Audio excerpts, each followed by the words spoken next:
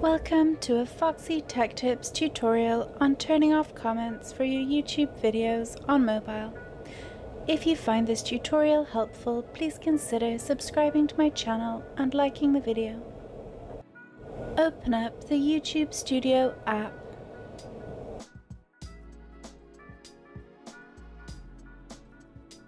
Make sure you are signed in to the correct YouTube account.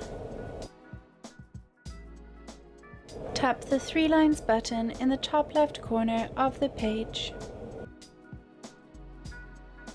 Tap Videos from the options that appear. Open the video that you would like to switch comments off for. Tap on the edit icon in the top right corner of the video.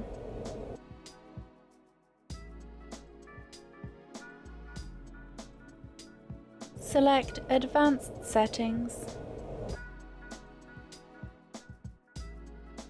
Now you need to switch the toggle off to the right of Allow Comments.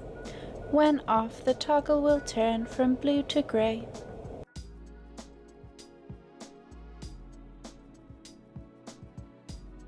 Comments will now be switched off for that video.